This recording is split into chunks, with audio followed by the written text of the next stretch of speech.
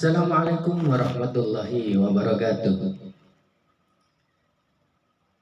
Selamat berjumpa kembali dengan channel Adi Supriyadi, yang mana pada kesempatan ini saya akan bercerita tentang kisah taubatnya seorang ulama sufi, yakni Hasan Al-Basri.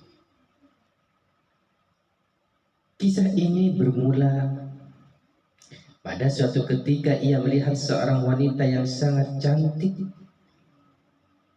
dan mempunyai tubuh yang sangat memikat. Seorang pemuda tampan yang bernama Hasan berjalan di belakangnya dan mengikuti langkahnya kemanapun ia pergi. Tiba-tiba saja wanita itu berpaling kepada Hasan dan berkata, "Wahai pemuda, tidakkah engkau malu?" Dengan santainya si Hasan menjawab, "Malu kepada siapa?" Lalu wanita itu menjawab, "Malu kepada Allah, malu kepada Zat yang Maha mengetahui apa yang ada di balik pandangan matamu dan apa yang tersimpan di dalam dadamu." Ketika itu Hasan sempat tertegun dengan perkataan wanita cantik tersebut, yang ia rasa begitu menghunjam jauh ke dalam hatinya. Sempat terjadi pergolakan, akan tetapi kecantikan dan pesona wanita itu telah membakar hawa nafsunya, terutama di saat dia melihat kedua matanya yang jeli memikat. Ia benar-benar jatuh hati dan tidak mampu rasanya untuk berpaling. Karenanya si Hasan terus mengikutinya.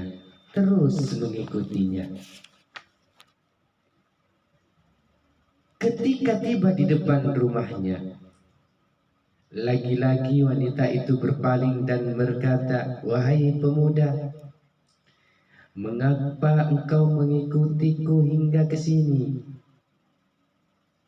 Apa maksud dan tujuanmu?" Si Hasan berkata, "Wahai wanita cantik, sesungguhnya aku tergoda dengan keindahan dua matamu." Sesaat si wanita terdiam, lalu kemudian berkata, "Wahai pemuda,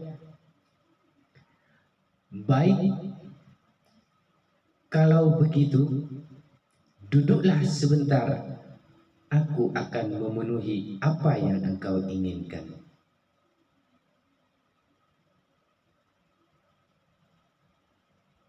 Hati Hasan begitu bergembira. Dikiranya wanita itu juga jatuh hati kepadanya dan bersedia untuk dijadikan sebagai istri. Karena bagaimanapun juga ia seorang pemuda yang tampan dan kaya. Sangat mungkin kalau wanita itu akan menerima cintanya. Tidak lama berselang muncul pelayan wanita dengan membawa bagi tertutup sebuah sapu tangan, yang langsung menyerahkannya kepada Hasan. Seketika itu pula si Hasan membuka sapu tangan itu, dan seketika itu wajahnya menjadi pucat pasih. Karena apa? Karena isi bagian tertutup sebuah sapu tangan tadi ternyata berisi dua bola mata dengan sedikit percikan darah tergeletak di atas bagian itu. Dengan lirih pelayan wanita itu berkata, Tuan putri saya berpesan kepada Tuan, aku tidak menginginkan mata yang menyebabkan fitnah bagi orang lain. Tubuh Hasan bergetar hebat penuh ketakutan, dan ia segera berlari pulang. Tubuhnya lunglai seolah tidak memiliki tulang belulang. Sambil memegang jenggotnya, ia berkata kepada dirinya sendiri, "Oh, alangkah hinanya diriku."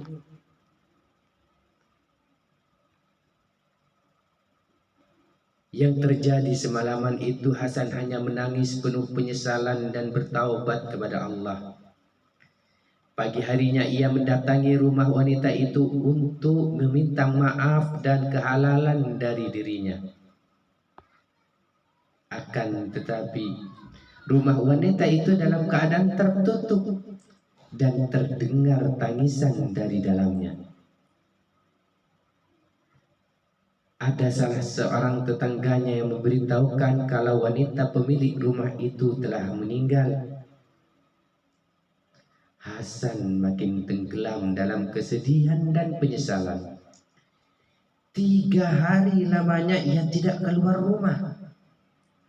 Waktunya hanya berisi tangis penyesalan atas apa yang telah dilakukannya dan bertaubat kepada Allah Subhanahu wa ta'ala.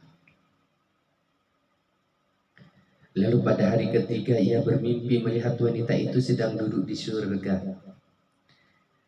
Hasan menghampirinya dan berkata, "Berilah aku maaf dan kehalalan atas apa yang aku lakukan kepadamu." Lalu apa jawaban wanita tersebut? "Wahai pemuda, aku telah memaafkan dan menghalalkanmu karena aku telah memperoleh kebaikan yang banyak dari Allah dengan sebab darimu." Lalu Hasan berkata lagi, "Berilah aku nasihat." Wanita itu berkata, "Ketika engkau dalam kesendirian, ketika engkau dalam kesunyian, berzikirlah kepada Allah Ta'ala. Ketika engkau berada di pagi dan sore hari, beristighfarlah dan bertaubatlah kepada Allah." Setelah terbangun dari mimpinya itu, hati Hasan menjadi lega. Kemudian ia merubah total pola hidupnya selama ini. Semua harta yang dimilikinya disedekahkan di jalan Allah. Ia hidup dalam kezuhudan dan selalu dalam ketaatan. Memperdalam ilmu dari para sahabat Nabi Sallallahu Alaihi Wasallam yang memang banyak yang tinggal di kota Basrah. Termasuk salah satu gurunya adalah Sayyidina Ali karamallahu wajhah.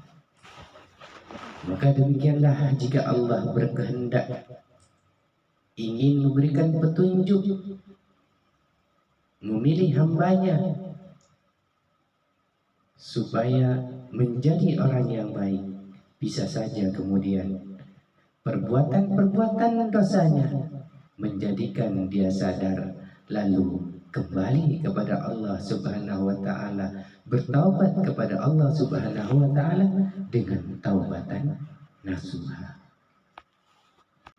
Sepenggal kisah yang saya bawakan mudah-mudahan menjadi spirit, menjadi motivasi bagi kita untuk tidak berputus asa dari rahmat Allah Subhanahu wa ta'ala. Jika Allah menghendaki, Allah akan memberikan hidayah pertolongan kepada kita untuk kemudian bertaubat kepadanya dan kembali kepada Allah dalam keadaan beriman. Demikian, semoga bermanfaat. Assalamualaikum warahmatullahi wabarakatuh.